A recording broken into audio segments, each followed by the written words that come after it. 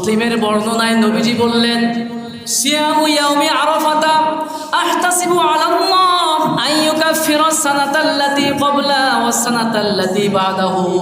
নবীজি বললেন, আরাফার দিবসের রোজার ব্যাপারে আমি আল্লাহর কাছে আশা রাখি, রব্বুল আলামিন একজন বান্দা যখন আরাফার দিবসে রোজা রাখবে, ওই বান্দার পূর্বের এবং ভবিষ্যতের 2 বছরের গুনাহকে আল্লাহ রব্বুল আলামিন মাফ করে দিবেন।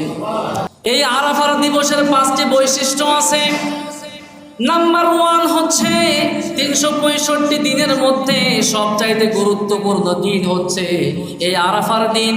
আর নাম্বার 2 হচ্ছে এই দিনকে আল্লাহ রব্বুল আলামিন ইসলামের বিধিবিধান পরিপূর্ণ করে দিয়েছেন।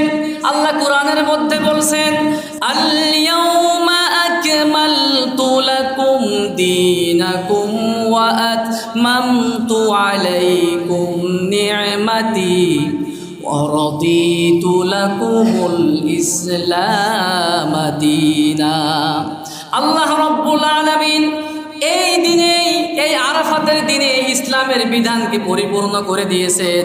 আবার আরাফার দিবসের 3 নাম্বার বৈশিষ্ট্য হলো, বিশ্বনবী সাল্লাল্লাহু আলাইহি ওয়াসাল্লাম বলেছেন, যে ব্যক্তি আরাফার দিবসে একটি মাত্র রোজা রাখতে পারবে, তার জীবনের 2 বছরের গুনাহকে যিনি মাফ করে দিবেন তিনি কে? মুসলিমের বর্ণনায় নবীজি বললেন, সিয়ামু ইয়াউমি আরাফাতা আহতাসিবু আলাল্লাহ আন ইউকাফিরা সানাতাল্লাতী ক্বাবলা ওয়াস সানাতাল্লাতী বাদাহু। নবীজি বললেন, আরাফার দিবসের রোজার ব্যাপারে আমি আল্লাহর কাছে আশা রাখি, রব্বুল আলামিন একজন বান্দা যখন আরাফার দিবসে রোজা রাখবে, ওই বান্দার পূর্বের এবং ভবিষ্যতের 2 বছরের গুনাহকে আল্লাহ রব্বুল আলামিন মাফ করে দিবেন। একটি মাত্র রোজা। কয়টি রোজা? একটি রোজা যদি আপনি রাখতে পারেন, আপনার অতীতের জীবনের 1 বছরের গুনাহ মাফ। আপনার ভবিষ্যৎ জীবনে যে গুনাহ আপনি করবেন ভবিষ্যৎ 1 বছরে, অতীত ভবিষ্যৎ 2 বছরের গুনাহ যিনি মাফ করে দিবেন তিনি কে? আরাফার দিবসের 4 নাম্বার বৈশিষ্ট্য হচ্ছে, এই দিনে আল্লাহ রব্বুল আলামিন এত সংখ্যক গুনাহগার বান্দাকে জাহান্নাম থেকে মুক্ত করে দেন, বছরের অন্যান্য কোনো দিনে এত সংখ্যক গুনাহগার বান্দাকে রব্বুল আলামিন জাহান্নাম থেকে মুক্ত করেন না। সুবহানাল্লাহ। আরাফার দিবসে রব্বুল আলামিন যত সংখ্যক গুনাহগার বান্দাদেরকে জাহান্নাম থেকে মুক্ত করেন, বছরের অন্য কোনো দিনে এত পরিমাণ জাহান্নামীদেরকে আল্লাহ মুক্ত করেন না। সুবহানাল্লাহ। আর নাম্বার 5 হচ্ছে, নবীজি সাল্লাল্লাহু আলাইহি ওয়াসাল্লাম বলেছেন, খায়রুদ দুআই দুআউ ইয়াউমি আরাফা। আরাফার দিবসের 5 নাম্বার বৈশিষ্ট্য হচ্ছে, এই দিনে আপনি যেই দোয়াই করবেন সেই দোয়া কবুল করে নেবেন কে? আল্লাহ।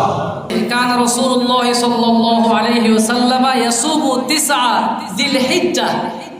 নবীজি সাল্লাল্লাহু আলাইহি ওয়াসাল্লাম জিলহজ মাসের 1 তারিখ থেকে 9 তারিখ পর্যন্ত এক টানা বিরতহীন নফল রোজা রাখতেন। সুবহানাল্লাহ।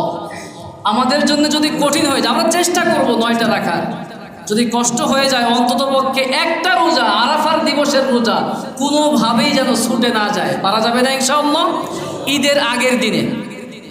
এটা নিয়ে আমাদের দেশে অনেক মতভেদ আছে। সারা বিশ্বের সমস্ত ফকিহ যারা আছেন, ফকিহদের মধ্যে 2টা মত আছে।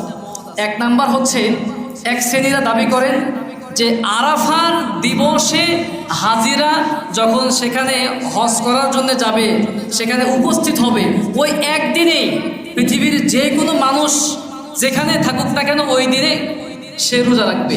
কিন্তু এটার চাইতে অধিক সংখ্যক ফকিহগণ মত দিয়েছেন যে আসলে সৌদি আরবের সঙ্গে তাল মিলিয়ে আপনি সব করতে পারবেন না, এটা সম্ভব না। এই জন্যে সবচেয়ে উত্তম এবং এটাই সবচেয়ে বেশি সহিহ, অধিকাংশ আলেম এটার উপরে আমল করে থাকেন যে যেই দেশে 9 তারিখ, সেই 9 তারিখটাই হচ্ছে আরাফার তারিখ। আমরা ঈদের আগের দিন রোজা রাখার চেষ্টা করবো ইনশাআল্লাহ। আমরা সবাই চেষ্টা করব 9টা না হলে অন্ততপক্ষে 1টা তো পারবো ইনশাআল্লাহ। পারা যাবে না? আল্লাহ আমাদেরকে কবুল করুক, করছে আমিন।